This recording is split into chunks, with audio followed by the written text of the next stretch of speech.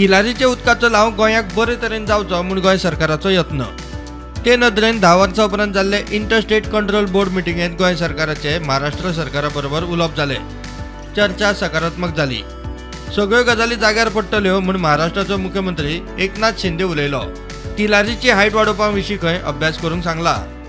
Tilari irrigation प्रोजेक्टाचो board आहा तेजी 10 वर्सांनी मिटींग मुंबय हांगसर सह्याद्री गेस्ट हावसान जाली। गोंयचे मुख्यमंत्री प्रमोद सावंत आसा, त्याच बरोबर महाराष्ट्राचे मुख्यमंत्री एकनाथ शिंदेजी, त्यांचे WRD minister deputy CM Fadnavis ji आसले आनी मिटींग तेंची जाली महाराष्ट्र CM कडल्यान जाणून घेवया मिटींगे झाली, पण अतिशय पॉझिटिव्ह मिटिंग झाली।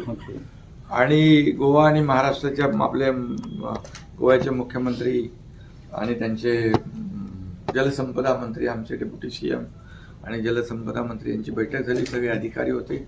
अतिशय खेळीमेळीच्या वातावरणामध्ये बैठक झाली। कॅनल दुरुस्ती आणि PAPचा विषय होता आणि कुठलाही काही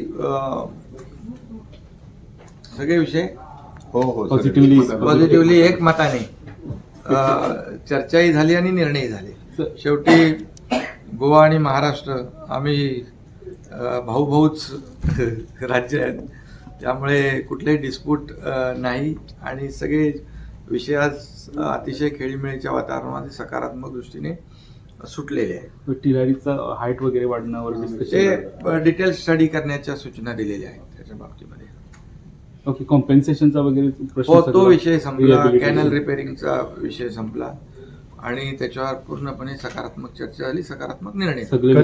सगळे विषय कधीपासून कॅनल दुरुस्ती काम सुरू होतं? ते आता आमचे अधिकारी आणि गोव्याचे अधिकारी एकत्र बसून ठरवतील। तिलारीत पाणी खूप आहे, पण कॅनल सारखे नसल्यामुळे ते प्रॉब्लेम म्हणजे पाण्याचं वेस्टेज देखील होतं आणि त्यामुळे रिपेअरिंगची आवश्यकता आहे। त्याच्यावर चर्चा झालेली आहे आणि नक्कीच युद्धवार फुटिंगवर काम होईल। ओके, आणखी सर एक वेगळा प्रश्न, कर्नाटकात काँग्रेस सरकार आलं। अरे जाऊ दे, माधेबद्दलचा माधे ट्रायब्युनल केस आहे, त्यामध्ये स्ट्रॅटेजी बदलणार का? आता आम्ही गोवा आणि महाराष्ट्र बरोबर काय ते बरोबर लढणार। प्रुडंटा खातीर लौकिक शिलकार आणि व्हिडिओ जर्नलिस्ट शिरीष कुंकळकार।